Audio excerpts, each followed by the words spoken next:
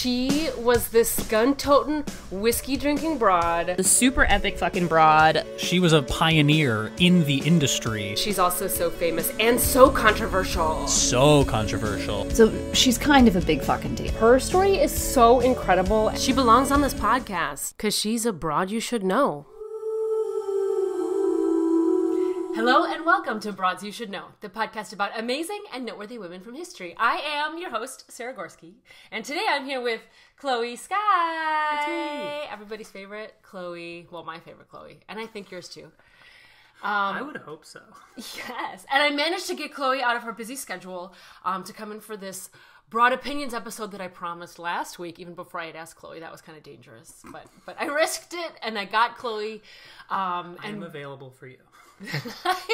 Especially now that you live in the same building as me. Literally upstairs. Literally upstairs. Chloe and Luna live upstairs now, and we watch House of Dragon together. And Good episode this week. it was lots of dragons. Good episode. Spoiler alert, lots of dragons. Very exciting. But anyway, we're here with Broad Opinions because we got big news. Big news in the last, it's literally only been like 9 days since the big announcement that Joe Biden was going to be stepping down from the Democratic ticket in the election in November, and that he basically nominated Kamala Harris. That's not the right word. It's not nominated. What is the word? Well, he basically said it's going to be Kamala. Yeah. He backed Kamala. He put his support behind Kamala. And since that announcement, it seems that she has gathered the delegates. And she has, like, promised delegates, so it seems like it's a sure thing. Seems like she might have done it even before it was announced, because everyone was just, like, ready to go. Yeah. Okay, so wait, let me backtrack. I don't want to go too far before I say, if you listen to this podcast every week, a couple weeks ago, you did hear me rant and rave about how we need to shut up about... I did hear that. Yeah, Chloe listened. Chloe did give me some feedback. It was good feedback. About how we needed to back down and support Joe because all of the news media was saying how senile he was and how, you know, he wasn't going to be good. And so I did a whole episode about that. And I don't regret doing it. I'm here to tell you that I don't take back my words. I meant what I said. But everything has changed, right? And I think, you know, just so you understand why, the reason I was really worried about us trying to get another candidate in less than 4 months before the election was because our party does not have a great history of quickly unifying behind a new candidate. No. And what I was afraid of was this, like... Free-for-all? Like a free-for-all... Yeah, I was worried about that too. Like a replay kind of the primary in 2019-2020 where we had, like, 20 different candidates and everybody was, like, cutting each other down and taking up each other's airspace and, like, any sort of split support inside the party was going to really guarantee that we could not win. And so that was my fear. Like, that's why I thought it was really important that we could stand together and figure out how to move forward. For the first time ever, the Democrats would, like, get their shit together. No, and honestly, I, like, didn't have faith that Joe would step down even if that was what needed to happen. And then he did. I haven't done, like, the necessary research, or maybe it's not out there yet as to, like, why exactly. Like, if somebody specific convinced him, or if I'm he just, hearing that it was all sort of orchestrated by Nancy Pelosi. I heard the same thing. I don't know. Wait, but from you. I heard that from you. I know people, I like some of the, like, podcasts that I pay for on Patreon are, like, people who, like, work in that sort of field of politics and are like, you know, grapevine, this is what we're hearing. Grapevine, you can't, that it like, was... officially say it. It was Nancy, Miss almost too old to even still be in her position, like, Pelosi. And she, like, had talked with everybody and orchestrated, like, the step down's going to happen, the announcement's going to happen, everyone's going to immediately back her, like, had it all planned ahead of time. Damn. I was like, we just got to wait for the right moment in the media to, like, do a takeover.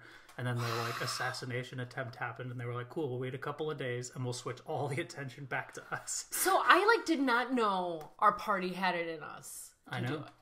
I didn't either. I truly, truly didn't. I think I'm, like, impressed for the first time with the way it happened. And also, now, in the wake of the announcement, how I feel like it is... organizing really quickly. Like, there's already been, like, all these giant group calls. Like, I got on this call yesterday that was, like, Women for Harris and it was like all of the female thought leaders, not only like from her campaign, but like peripheral supporters, even like, do you remember when we were campaigning for Warren? Because you were there with me some of the times. Were you there when Yvette Nicole Brown was there? No. Okay, well, Yvette Nicole Brown from Community, I'm sure everyone like knows her from Community and a billion other things. Love her. She like came to our Get Out the Vote Center one weekend, and she was very supportive, and we took a bunch of selfies, and she was great. She was on the call. Connie Britton was on the call. And then it ended, I guess, with Chelsea Clinton. I didn't know it was going to be 2 hours long, and so I did not have time to stay the full 2 hours, but I stayed like an hour 15. Yeah, I think you'll be forgiven. Yeah. They also had Gloria Steinem on that friggin' call. Now, she is old as farts. She is now very old, and she didn't say very much. But they were in her living room, because I guess she has like these women's gatherings all the time with all these like movers and shakers in politics. Love that. And so it was like all these women on her couch with her, and so they kind of like passed the camera around to each woman who talked about what they were doing, and they had like a very huge diversity of women represented. Like it was like all color women, like, you know, Black, brown, Asian, like they had everyone covered. They had women with disabilities, they had trans women, they had like, they just really had it covered. They had young women, they had like some like 19-year-olds, they had like, I was like really impressed. And somebody else that I was talking to that saw the same call was like, oh yeah, and I also was really impressed that it didn't seem overly produced. That like there wasn't like a pre-recorded, it wasn't pre-recorded, it was live. At one point there was like somebody like next to the microphone shuffling their papers a lot, and I was like, shut up, because I'm like a Zoom no side noise person, and so I hate when I hear like mic noise on Zoom.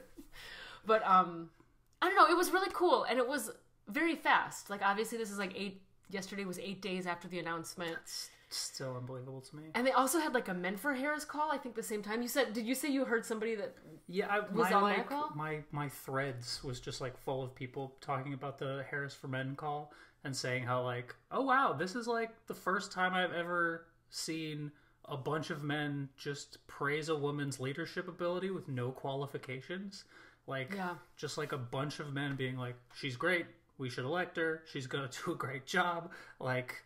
And it was just a lot of women being like, I didn't know how badly I needed this. Like, literally just men praising women, period, for their abilities. Wow. Who knew that was such an amazing, like, unheard of thing? Who knew?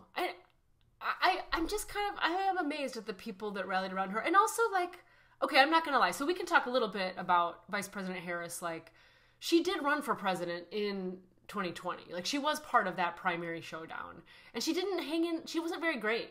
Yeah, like she wasn't a great candidate. I didn't really care for her. You didn't really care for her either. She was not my favorite. No, I thought we could get somebody maybe a little more progressive, maybe someone who wasn't a prosecutor. You know.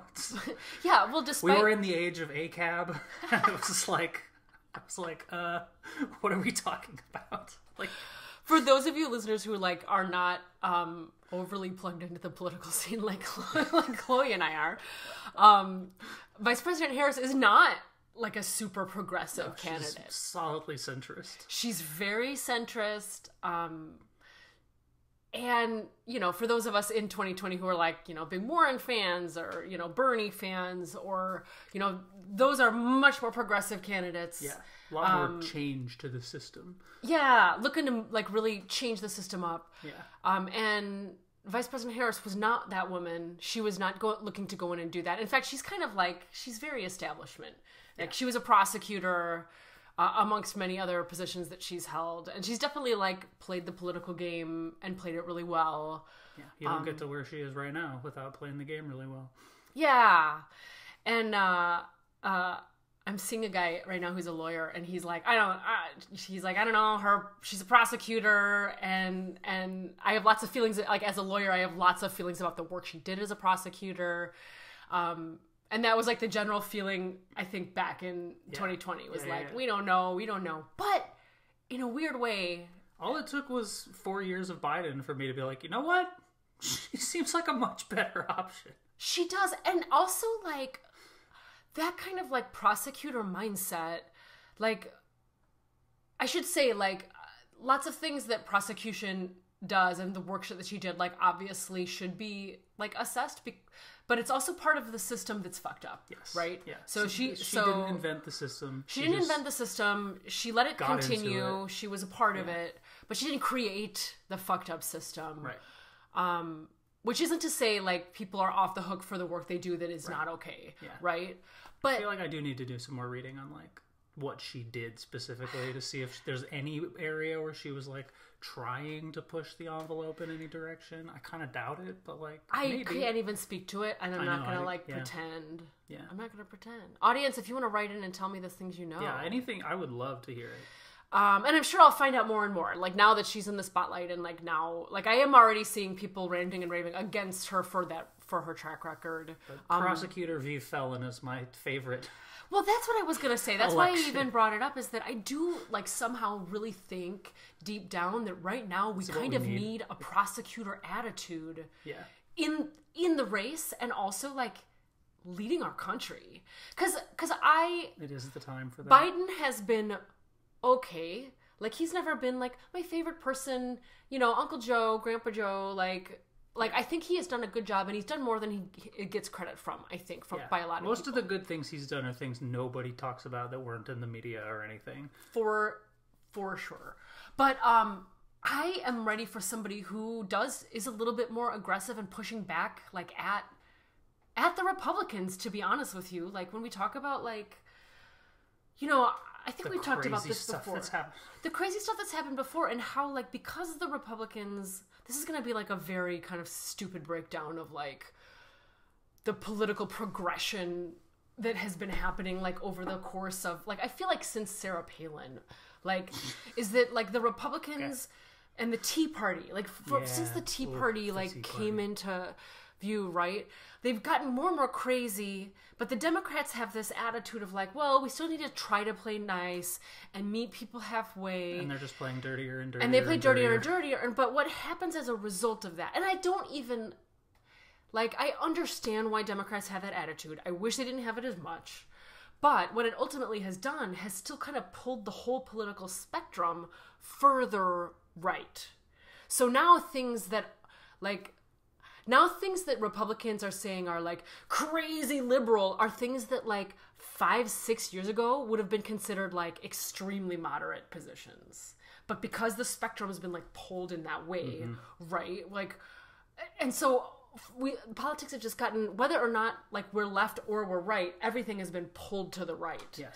And that is concerning, like, in so many ways. And that's part of the reason we're starting to get to these extreme edges where we are, like, seeing, like, but it feels like that has happened globally, like, due to a concerted effort through the internet and social media and everything. It's just, like, been this sort of global pull towards the right. And, like, I think we're finally, it feels like, for the first time, like, I have hope for the first time since 2016 that we are going to start being able to pull it back in the other direction. Well, I hope so too. And I have to think that it has to be, like, a person with a stronger push and a stronger position, like VP Harris, that's going to help us to, like, course correct some of that. I do think she's a way stronger person than Biden.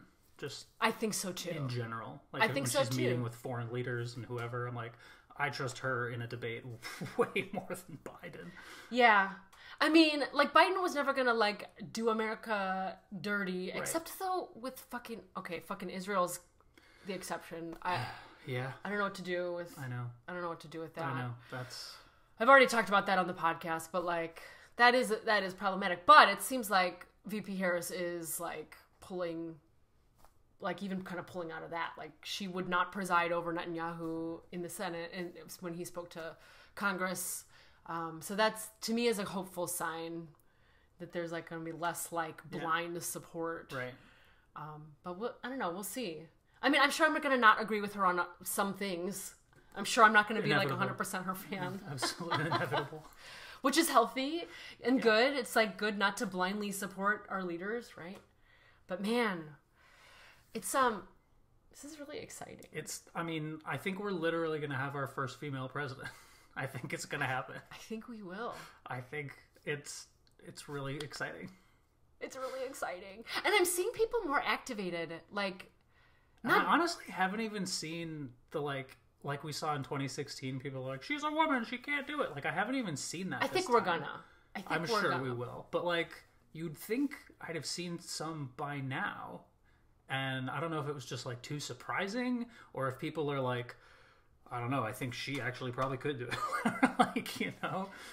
I'm definitely not seeing it on our side. Like, I think you and I probably both have, like, feeds and media feeds and website cookies that, like, give us Lefter stuff? The lefty stuff. No, mine gives me entirely right stuff. Because, like, when I look at the news, I intentionally go exclusively to the right-wing sources just to, like... Wait, you do? I do, yeah. I always read Fox News first. You're not joking right now. I'm not joking. This is always my plan. You read Fox News? I do. I just want to know what they're saying. What do they say? I mean, it's usually disgusting, and it's usually, like, fear-mongering kind of nonsense. Of course it is. And it's always like, okay, well, if I read between the lines here, I feel like I can assess what the truth is, and then I go read, like, CNN or something, and then they're saying, like, the total opposite thing, and I'm like, okay, yeah, it's, like, right in the middle of those two things probably is the actual truth.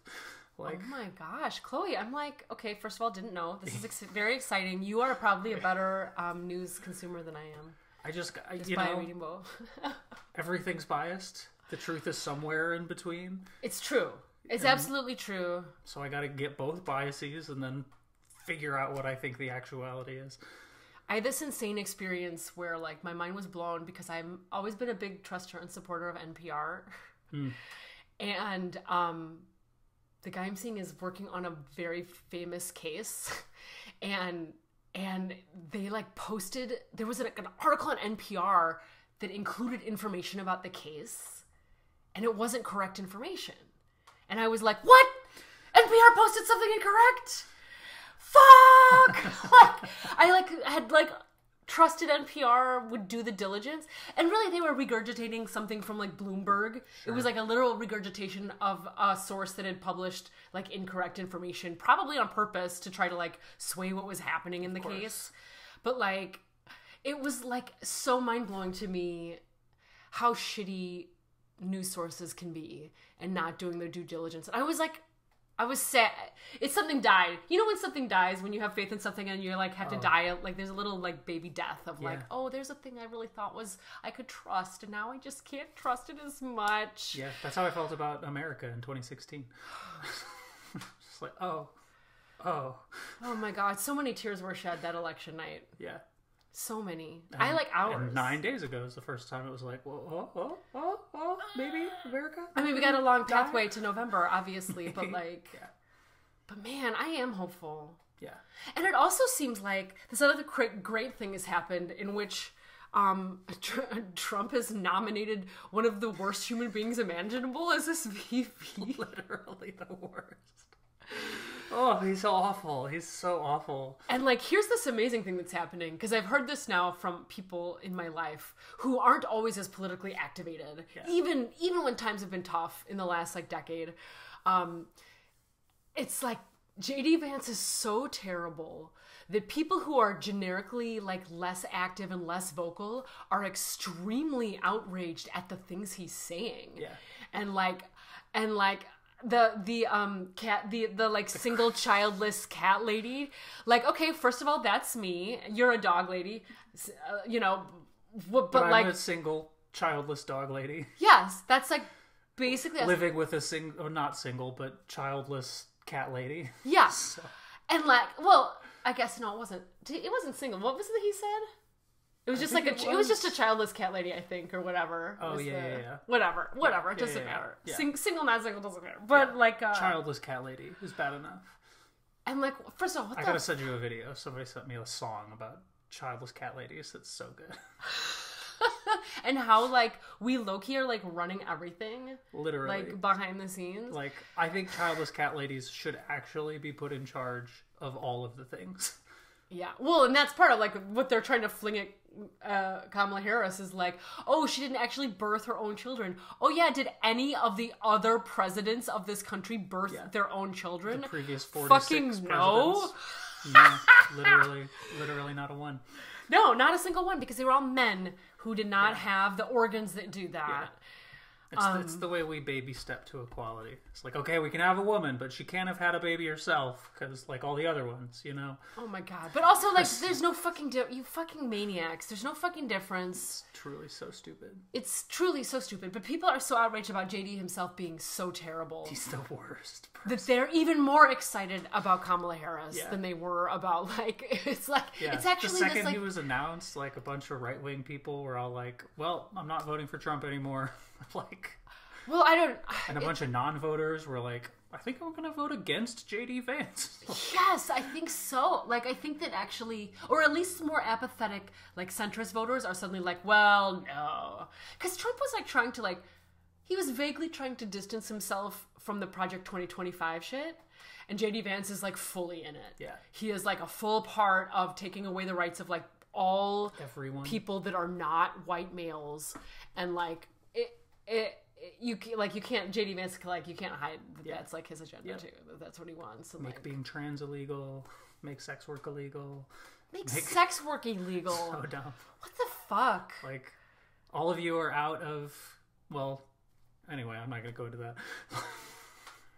Did you hear, by the way, this is like a side laugh, but at the Republican National Convention, did you hear apparently the Grindr servers, like, crashed because they were so crowded in Milwaukee when the RNC was That's there? sort of the direction I was going. It's like, if you're gonna ban sex work, like, all of you are not gonna get laid anymore when you're traveling the world, but yeah, actually I guess they have their own secret avenues for that. They just want to exclusively have a black market. Yeah, and Grindr's, like, isn't Grindr predominantly like a gay app as well? It's almost exclusively. It's almost exclusively. So these, like, anti-trans, anti-gay, like, Republican, like, browbeaters are crashing Grindr servers, looking for people to sleep with at the RNC. There's just, like, the cognitive dissonance. Their beliefs are only for public consumption. It's not their actuality. They're just closeted, not all of them, but, like, I think a very large percentage of that party is just closeted queer people who are ashamed of themselves.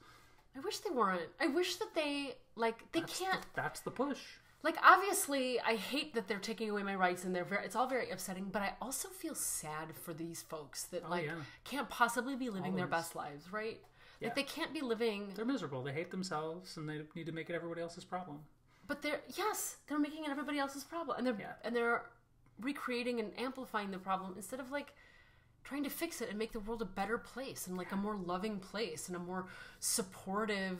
But they've been taught and shamed by, you know, their religion or their parents or whoever that, like, it's absolutely wrong to be the way that they are. So therefore, it's now their mission in life to fight their own impulses and therefore the impulses of everyone else. I grew up Catholic. I know a thing or two about this. I spent 30 years before I came out. I understand the journey that closeted people are on. You have the authority. I'm not even going to question. I know what it's like to be Catholic and trans. I just do. And it's a mindfuck. But anyway. I know, but look at you today. I know. So much happier. So much happier. Yeah. And I just want all those poor closeted gay idiots. Just come out. Just come out. The water's fine. Come out. Yeah. We have play parties. Whoa, play parties. You can actually just, like, love yourself, love your body, love who you want to love. Like, love everybody. Yeah, and people are great when they're not being shamed for being themselves. I wish I could, like, really say that to the people I know who are Republican and who, like, support those viewpoints. Like, I wish there was a way.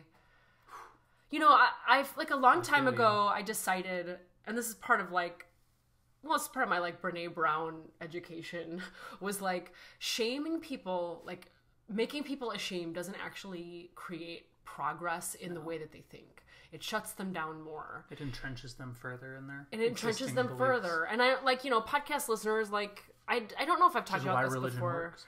Well, yeah, that is why religion works. But, like, that's, like, you know, I don't unfriend and knock away people who don't believe the same things I do, because I just don't actually think that helps the situation. And I would rather try to have conversations and feel like I'm a person that people can trust. Like, even if you know what my stances are, we can still have a conversation and not hate each other. And I do, like, that is the way forward, right? Like, it's not going to be one side wins and the other side goes away. That's just not how it works. We have to figure out how to make life better for everybody together somehow. Work together. And yeah, I don't know. So we have a lot of shared goals, like genuinely, I think. Yeah, I mean, I think my great hope is that, like, seeing another, like, a centrist candidate, still centrist, so we still, you know, Kamala Harris, still centrist, but so much clearer, so much more concise, and so much more, like, not aggressive, but I guess aggressive maybe. I don't know. Is aggressive the right word? I think so. Because I don't want to, like, I don't like to use the word aggressive, especially when we're talking about a non-white woman, because I feel like that's, like, a misused word usually. Like, aggressive black women is a thing that people fling around that is not an okay thing to fling around. Is it aggressive is the word? I don't know. You know what I'm talking about, though, right? Yeah. The stereotype of... Yeah, there's, like, a stereotype of the angry strong, black woman. The angry black woman. Yeah, which is, like, not a stereotype that I think, appropriate or correct. It's. I don't think angry is a word I would use to describe Kamala Harris. No. She's just very concise. So jovial all the time.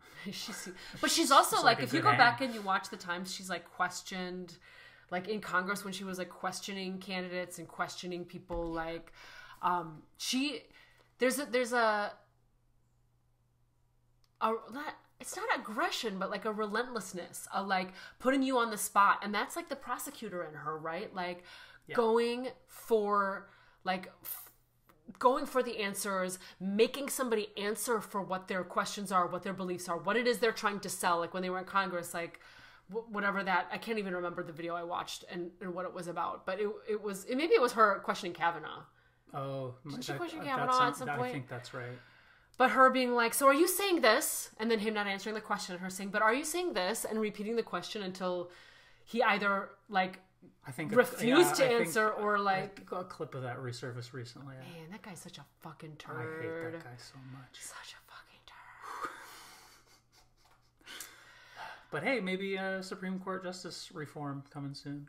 I know. Biden has... So something else that's happened, so listeners who are... I think a lot of you are plugged in, but something else that's happened since the announcement is that Biden has been announcing all these other kind of aggressive plans for his last couple months in office, including Supreme Court term limitations, including having them sign a code of conduct, or not sign, but having them be like a binding code of conduct, meaning that they can't take bribes and they can't, like, all this shit with Clarence Thomas and I would Alito, imagine a lot of them are going to be directly written for stuff that Clarence Thomas has done. As it should have been done a long time ago. If there's a conflict of interest, you can't preside over the case. If it's your wife inciting an insurrection, maybe you can't say that she's innocent. And so this is, like, suddenly almost also potentially the most exciting lame duck session that we're about to have here in the next couple months. Because there's no worry for him about being reelected. Like, so he can just literally do it. He can literally just do it. Man, this is suddenly a really exciting time. Yeah. It is the most hope that I have had in a very long time. So much hope. Because I was like... After the assassination attempt happened, I was like, well, it's going to be illegal for me to exist in this country. That's what I was... work camp. I remember thinking, not the same line of thought, but, like, thinking, like, fuck, we're fucked. The election's fucked. Yeah, truly. And suddenly it feels like we're the opposite. We're in a good position. But I should say, just because we are feeling hopeful does not mean that any of us should be sitting on our laurels, thinking that this is just going to happen. Let's not do 2016 again. Let's not do 2016. We were so confident she was going to win. A lot of us just didn't vote. Yeah, and let's not do 2020 where, people didn't come out for the primary in as high numbers as they could have. And, like, we could have seen a different, layout leading up to this time. Yeah. So now is the time to, like, really get activated. Yeah. I want to see the biggest landslide we've ever seen. That's what I want. So, please. I do. One of the reasons some of those calls, those group calls, like the one I dialed into yesterday, can be kind of cheesy. But one of the great things, like, since the Warren campaign stuff, I'm always like, okay, what's the party plan? Like, what are they pushing? What are their call to actions? And of course, their biggest call to action is to donate. Like, if you have some money, donate it. That goes a long way to help fight. Because obviously, the Republicans have a ton of money, and they have all, they're going to try to dominate the airwaves, and money is the best way to fight that, right? If you don't have money, though, there's tons of things you can do that don't involve money, including various amounts of time. And I'd say, like, if you see any of these calls that are being scheduled that are like free to dial into. Like, dial in and listen, hear what people have to say. Like, I think one thing that's really helpful about those calls is hearing what the main talking points are so that you know how to talk to other people about it. Like, what are the things, like, you can bring up that make Kamala Harris, like, that highlight her great qualities and her great track record? Because a lot of people might not be as familiar with her track record, right? And they might not be as familiar with who she is. Mm-hmm. And so part of getting people excited about her is talking about all that she's done and all that the party has done, all that the Democrats have done, especially what's being done now and, like, what's about to be done. And talking to people, people who might have not voted recently, or people who were like, well, I don't like Biden, and now they haven't said whether or not they like Kamala Harris. It's like, now's the time to start being like, dude, I'm excited about Kamala Harris, and here's why, and here's what we got to do. And the more you talk about it, and the more you get other people excited about her, I think the more the joy spreads, right? And the excitement spreads. Like, let's, like, make it viral in your own little circle. Like, make it something you talk about. And if you're super pumped up and if you want to do more than just, like, generic talking and posting or reposting or whatever, you can host things like postcard writing parties, or you can canvas. Like, as that gets closer, like, I'm definitely going to talk more about that, like, here on Broad Opinions, because I think that people don't know how to do those things. And it's not as hard as you think, actually. Yeah. It's like, I think I'm going to host some stuff. You're going to come downstairs? Definitely. Absolutely. You want to walk down a couple floors? I will come down the stairs. I will do that. Yeah. Because little things make a difference, and especially in background states. Like, battleground states, not background states. Battleground states. You can't be calling them background states. They're going to be offended. That was a typo. That was a voice-o. That was a brain fart. You're not a background state. You're very important. But, like, there's a lot of states out there that have, quote, gone purple. That have been, like, that used to be Democrat, that are now Republican, or that were Republican, now leaning Democrat. Yeah. The most obvious examples in recent history are Georgia. Also, though, Arizona. Even Wisconsin. Like, I know Texas feels so red, but it's not impossible. They almost elected Beto. They almost elected Beto. So, Wisconsin, Michigan, like, there's lots of places. And so if you know folks in those states, if you live in those states, it's not too early to start talking about Kamala Harris. What's your take on... So I did hear see somebody post about, like, how we shouldn't call her Kamala because it's disrespectful to her position, or, like, do you think that's what's your take on that one? What would we call her instead? Well, like, I guess Vice President Harris or Kamala Harris. I guess I never called Biden Joe, so, like, Joe Biden, and even Trump, I don't call him Donald. Like, we should just start calling him. I never called Bush George. I never called Obama Barack. So maybe just right, Harris. But Obama versus Harris. So like Obama versus Kamala, a first name versus a last name. Right. I mean, maybe Harris is just better. Maybe if I've referred to every other person by their last name, or Kamala Harris, I don't know. Maybe there's a lot being made of not very much here in terms of, like. I mean, there might be a low key level of misogyny behind that I haven't thought about. Like, well, there certainly is. Why do I feel more comfortable referring to her by her first name, and I've done that for 0 other politicians or presidents? I don't know. That could easily be some shit I got to work through. No, I think it's ingrained. I think it's media shit, right? Like, But maybe certainly Trump pronouncing her name wrong on purpose is certainly a tactic. Yeah. So let's not repeat that. It's Kamala Harris. That's how you say it. Vice President Harris. Vice President Kamala Harris. Yeah. Yeah. I don't know. I'll probably just do Harris. I think that's what I do with everybody. It's Harris. just last name. I could do that. And, like, that's her last name? Is that, like, a marriage name? I don't even know. Yeah, I don't actually know. Does she, like, keep her name? Feels like somebody who would. To be continued. I'll look it up, like, not when we're live. These are things I haven't thought about until right now. I mean, maybe calling her Kamala is not a bad thing. I don't know. Yeah. I think I'm just asking it out loud because I've heard that side. Yeah. No, I think it's worth thinking about. Just making sure that we're, like, treating her with as much respect as we have, like, other people. Yeah. Like, Kamala Harris is amazing and has done amazing work. Not perfect. She's not a perfect human being. Yeah. But I think that she really is like a breath of fresh air for the Democratic Party in a way that like we have not seen. And there is one thing I've been seeing flying around, which is definitely true, is that this is the first election in like 15 years that hasn't had a Clinton, a Biden, or an Obama on the ticket. Like it's like been like the same rotation of names. Mm-hmm. Not that Hillary and Bill were the same person, right? Obviously, yeah. But man, that's amazing. That's change, right? That's wild. Even though she's not a quote young woman, she is. She is compared to the other candidates. 30 years younger than Joe Biden. Yeah, if not more. She's like 50. She's in her 50s, right? I thought she was just 50, like flat. Maybe she's a little older.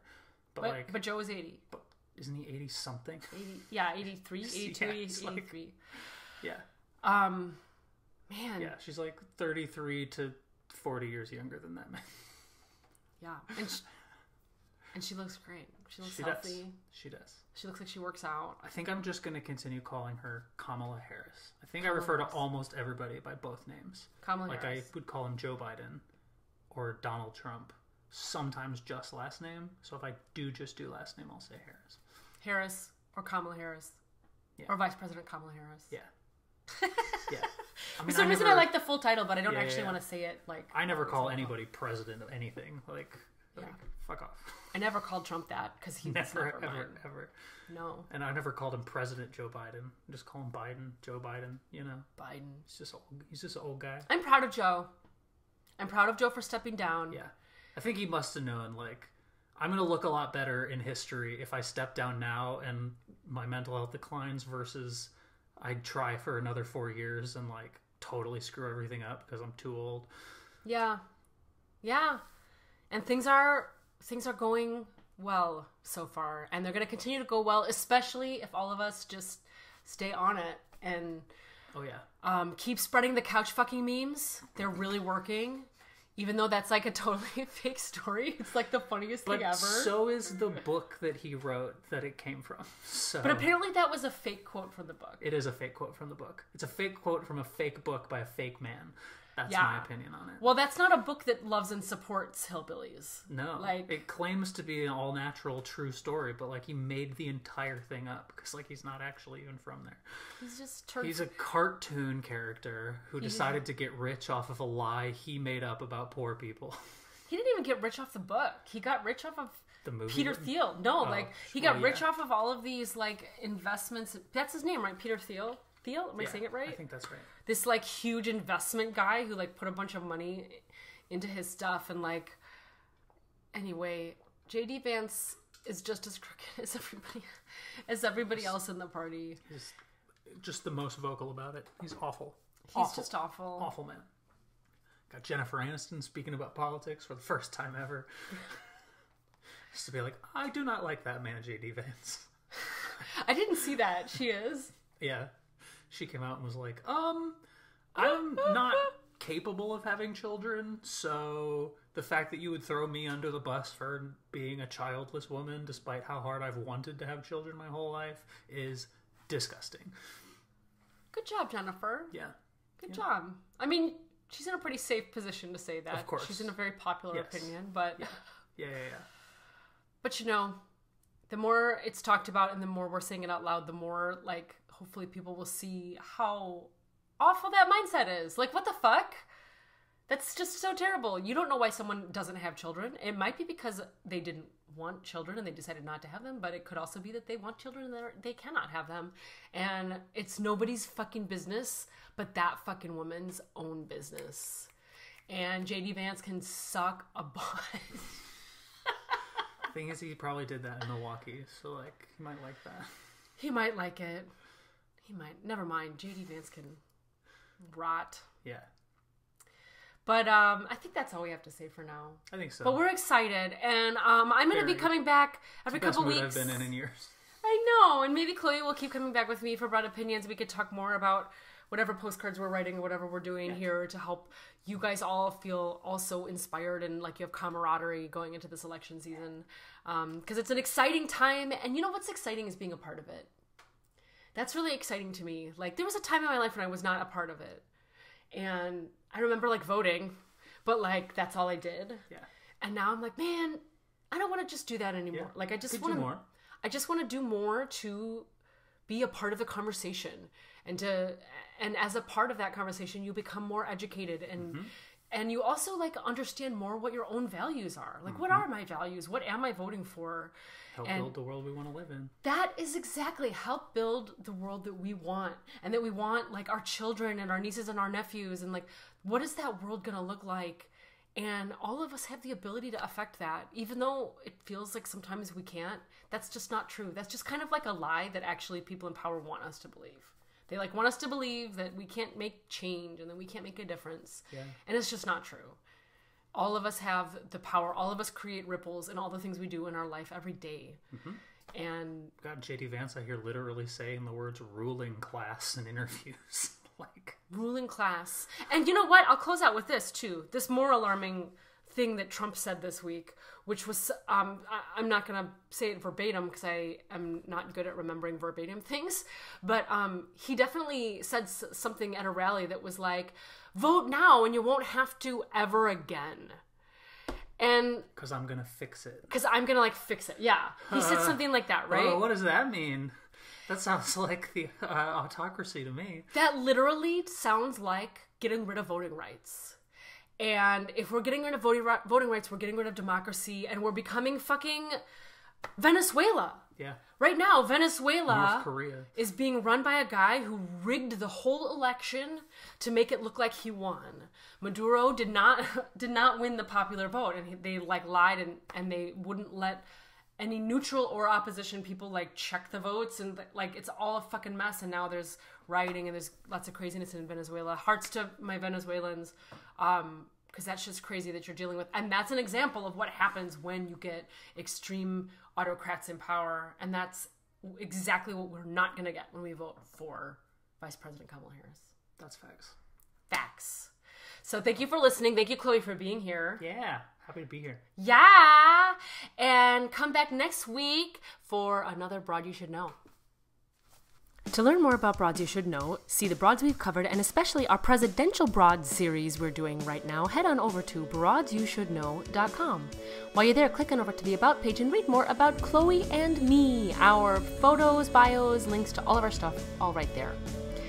Are you following Broads You Should Know on social? We're on Facebook and Instagram and YouTube at Broads You Should Know, and Twitter at BYSK Podcast. Like, subscribe, comment. That helps new listeners to find us. If you are a fan of this podcast, also help spread the word about us. Share an episode with your friends or family, or leave us a review on Apple Podcasts. That helps new people to find us too. To suggest a broad, fill out the form on our website or email us at broadsyoushouldknow@gmail.com. Broads You Should Know is produced by me, Sarah Gorski, with original music by Darren Callahan. Finally, if you really enjoyed this episode talking about Vice President Kamala Harris and her upcoming election, then you should check out our previous Broad Opinion episodes, as well as our presidential broads that we have covered, including Ms. Shirley Chisholm, as well as Victoria Woodhull, the first woman that ever ran for President of the United States. See you next week for another Broad You Should Know.